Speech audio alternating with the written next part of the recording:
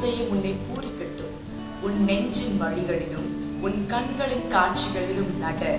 ஆனாலும் இவைகள் எல்லாவற்றின் தேவன் உன்னை நியாயத்திலே கொண்டு வந்து நிறுத்துவார் என்று அறி. பிரசங்கி 11:9.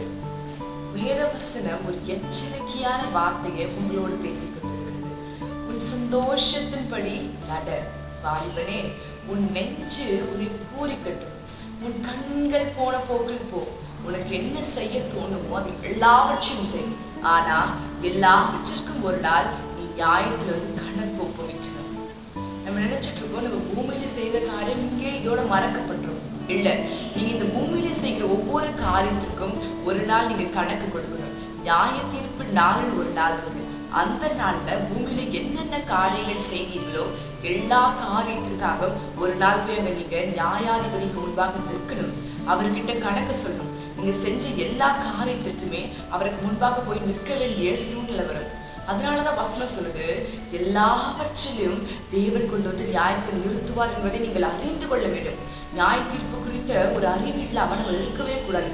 நீங்க யாரா வேணா இருக்கலாம், எந்த ஜனமா வேணா இருக்கலாம், நீங்க என்ன வேணா காரியங்கள் செய்து கொண்டிருக்கலாம். ஆனா எல்லாவற்றிற்குமே ஒரு நாள் நீங்க போய் நியாயாதிபதி முன்பாக நிற்கணும். அந்த நியாயாதிபதி யார் தெரியுமா? இயேசு மகராஜா. இயேசப்பா நியாயாதிபதியா சிங்காசனத்துல உட்கார்ந்துருப்பார். அவருக்கு முன்பாக நீங்க செய்த கிரியைகள்லாம் போய் ஒன்று ஒன்றாக நீங்க சொல்ல வேண்டும். இந்த கிரியை எதுக்கு செய்தீங்க, இந்த கிரியினால என்ன பலன், என்ன ஏதுன்னு எல்லாவற்றுமே அவருக்கு முன்பாக போய் நீங்க கணக்கு ஒப்புவிக்க வேண்டிய ஒரு நாள் இருக்கு. அதனால ஆண்டவர் சொல்றாரு, நீங்க செய்கிற காரியங்கள்ல கவனமா செய்யுங்க. உங்களுடைய கிரியைகள்ல கவனமா இருக்கணும். பிறரை துன்பப்படுத்தாம, பிறரை கஷ்டப்படுத்தாம, பாவத்திற்கு இடம் கொடுக்காம, கர்த்தருடைய வார்த்தைக்கு கீழ்ப்படிந்து நடக்கிற ஜனமாய் உங்களை நீங்க காத்து கொள்ளுங்க. நியாய தீர்ப்பு நாள்ல யாராலையும் தப்பிக்க முடியாது. எல்லா மனுஷனும் போய் அந்த நியாய தீர்ப்பு நாள் முன்னாடி நிக்கணும். அந்த நியாய தீர்ப்புல பதில் சொல்லணும். உங்களுடைய கிரியைகளுக்கான பதில். இந்த பூமியில நீங்க செய்கிற அக்கிரமம், இந்த பூமியில செய்கிற அநியாயம், பூமியில செய்கிற தவறான காரியம், இதெல்லாம் இங்கே பூமியில மறக்கப்பட்டு போயிரு நினைச்சா நீங்க தான் ஏமாந்த ஆட்கள். இல்ல, இதற்கான ஒவ்வொருவருக்கான நீங்க செய்த ஒவ்வொரு காரியத்திற்கான கிரியையுமே அங்க நியாயத்திற்கு போய் கர்த்தருக்கு முன்பாக நீங்க செலுத்தியே ஆகணும். செலுத்தாம உங்களால அதுல இருந்து நீங்க தப்பிக்கொள்ள முடியாது.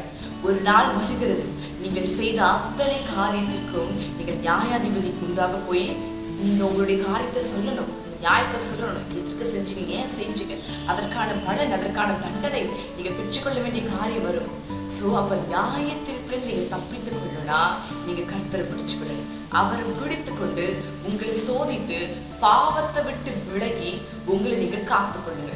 இப்படி உங்களையே நீங்க நிதானித்து அறிந்து உங்களையே நீங்க காத்து கொண்டீங்கன்னா அந்த நியாயத்திற்கு நீங்க தப்பித்துக் கொள்ள முடியும். அது மகா பெரிய நாளா இருக்க போது அந்த நியாய தீர்ப்புனா எல்லோர் மனுஷங்களும் வந்து நிற்பாங்க.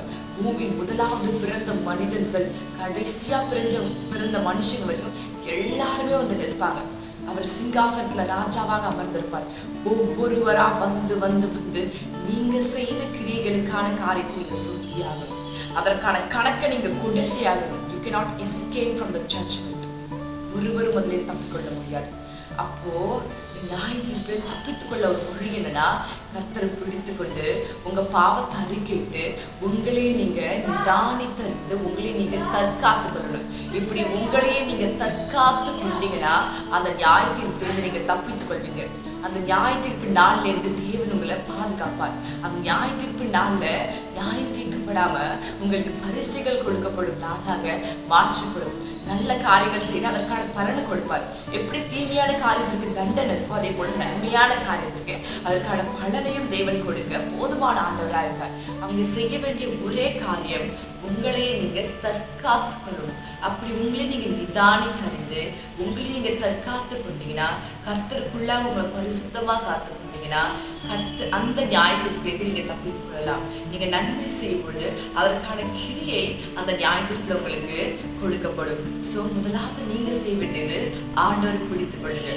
அந்த நியாய தீர்ப்பு நாள்ல நீங்க தப்பித்துக் கொள்ளலாம். உங்களுடைய பாவத்தை முதலாவது அறிக்கை எடுங்க. நீங்க செய்த தவறு அவர்கிட்ட சொல்லுங்க.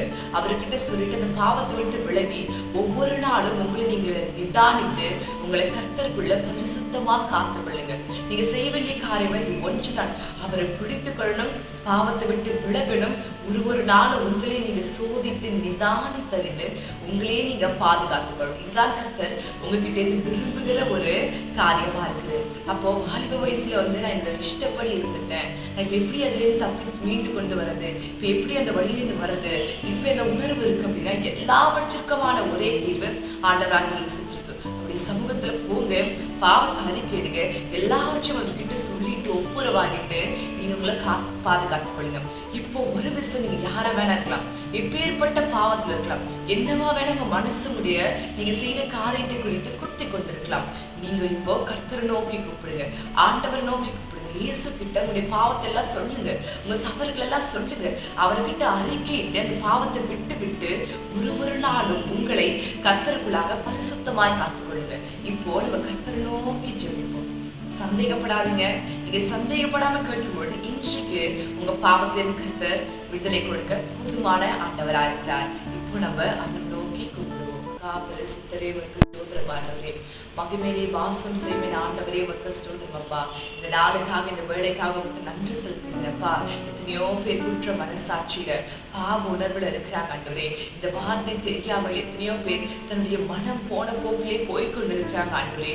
இப்போ நியாய தீர்ப்பு நாளை தெரிந்த உடனே அவங்க இருதயம் பயப்படுது ஆண்டவரே, அவங்க இருதயம் கலங்குது ஆண்டவரே. அந்த நியாய தீர்ப்பு நாளை குறித்து அந்த பயம் அவர்கள் உள்ளத்திற்குள்ளாக ஏற்படுகிறது ஆண்டவரே.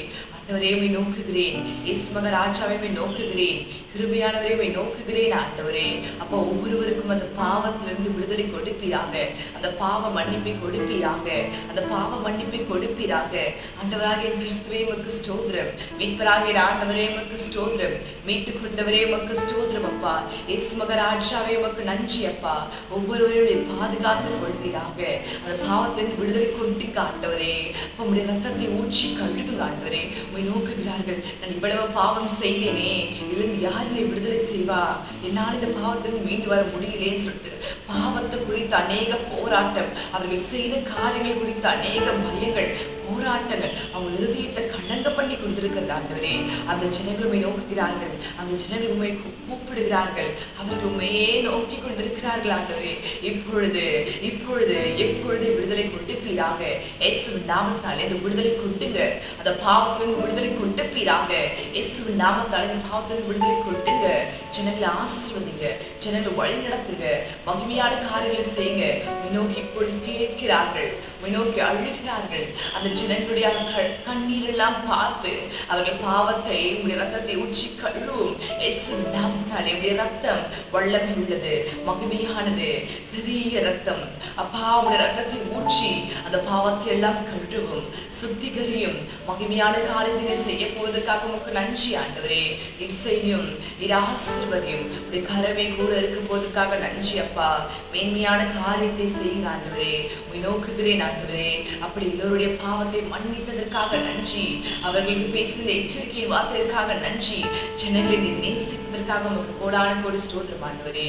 இயேசு கிறிஸ்து நாமத்தாலே ஜெபிக்கிறேன், ஜெபம் கேளும் ஜீவனுள்ள நல்ல பிதாவே. ஆமென், ஆமென்.